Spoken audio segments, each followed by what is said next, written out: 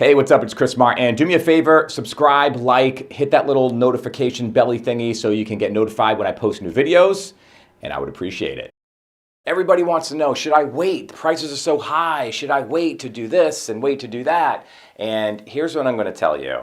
Anyone who tells you that you should wait for the market to cool off or wait for this, nobody knows where the market's going to be. So for me to tell you that here's what's going to happen in the next 12 months, here's where interest rates are, here's where prices are going to be, that would be a lie. Nobody knows. So don't believe anyone that's going to give you that direct of an answer. Here's what I can say.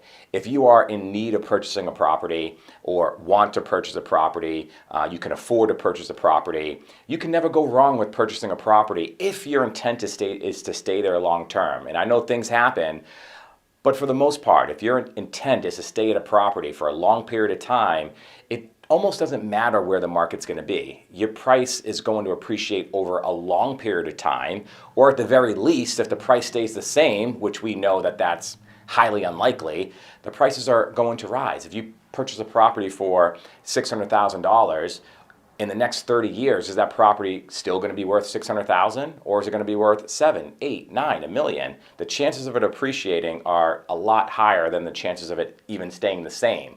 But let's just say, worst case scenario, the property stays the same in value. Things go down so drastically to where they catch back up and it's $600,000 in 30 years.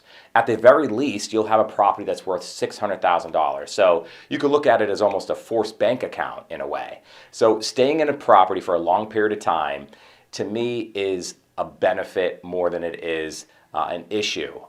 The issues come where if you're trying to turn around a property, if you buy a property today and you're looking to sell it next year or the year after that, then the market conditions are definitely going to matter. So if you're looking to fix and flip a property, or if you're uncertain whether you're going to stay in there long term, then you probably want to take a better look at the market. But that doesn't mean that you cannot invest in real estate. So when I say your intent is to stay in a property for a long period of time, that could also mean a buy and hold situation. So if you're an investor and you're looking to purchase a property and use it as rental income, as long as the numbers make sense, and you're planning on keeping that over a long period of time, that should be okay. You should be good to go on that. Now, I would encourage you guys to run your numbers conservatively. Maybe you're extra conservative when you run your numbers. So when you're calculating rents or estimating rental income, you're maybe, again, taking that into consideration. If you know you can get $1,800 a month for rent, maybe you're doing your calculations based off $1,700, and you know for certain that you can get $1,800. That way, you kind of have some room in there for market shifts and that sort of thing. But I can say the rental market is pretty strong out there. There's a high demand of people looking for places to stay. If you've done a rental in the last couple of years, you know what I'm talking about. You put a rental on the market, you're going to have a line around the block of people looking to get into that rental. So you should be pretty good as long as you run your numbers conservatively. So here's the thing. If the numbers make sense, whether you're going to occupy the property, whether you're going to fix and flip the property, whether you're going to buy and hold the property and use it as rental income, if the numbers make sense, you should go forth with the purchase. So it doesn't matter as long as the numbers make sense, right? You're taking the interest rate into consideration. You're taking the property value into consideration. A lot of people get infatuated with the purchase price. And I would more be looking at the monthly payment. What are your monthly expenses going to be?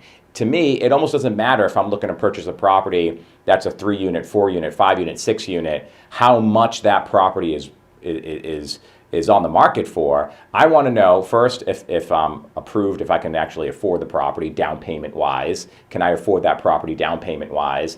And what the monthly expenses are going to be, what the calculated rental income is going to be, and what my net profit's going to be. Now, if all that stuff makes sense, if my down payment, if I can afford the down payment, if I can afford the monthly payment, that purchase price to me almost doesn't matter. So when you see these purchase prices that are crazy, again, with historically low interest rates, it still may be advantageous for you to purchase a property. So run your numbers. If you're concerned about the market, be a little bit more conservative on your approach, on your analysis of whether you can afford that property. And I would encourage you guys to think about that and not let fear take over and 5 years go by, 10 years go by, and you still don't have a property, you still don't have a rental property, you still don't have a property to call home if you are looking to get into home ownership. Overall, we know where we are today. We know where your prices would be today. We know what your monthly mortgage payment is going to be today. We know what the monthly interest rate is today.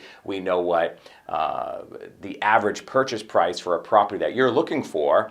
We know what that is today. We don't know where that's going to be tomorrow, next week, next year, 2 years down the line. So I would encourage you to look for a property that meets your needs and a price that you're comfortable with, and go after it. Purchase that property. Don't wait for the market to come down, because we've had this conversation with people where you talk to them about waiting for the market to go down, and they've been waiting for 6 years and the market's gone up. They were talking about waiting for the market to go down, 6, 7 years ago. And here we are today, and they still haven't purchased a property. The market has drastically changed. And if they were to purchase a property, think about how much equity they lost that they would have received if they got a property. So same goes, we kind of outlined the worst case scenario. If you purchased a property 30 years from now and it didn't appreciate, you still have a forced savings account. You're still going to have to pay for rent wherever you are. You might as well pay for rent into your own mortgage. You might as well pay that mortgage down, right? So I would encourage you guys to actually purchase property more times than not. If you're an investor out there looking to fix and flip a project, you obviously have to be conservative with that. So if you're hearing someone tell you to wait to purchase a property, I might look at them a little sideways. I'd look to see, I'd be curious to what their investment strategy is, or what their home ownership looks like, because yeah, prices are a little scary. They're super high and it's competitive out there and you have to overpay and overbid. But that's just the nature of where we are in today's market. That will eventually cool down. We've seen a pretty quick rise of interest rates already over the last month, and there's signs of those steadily increasing.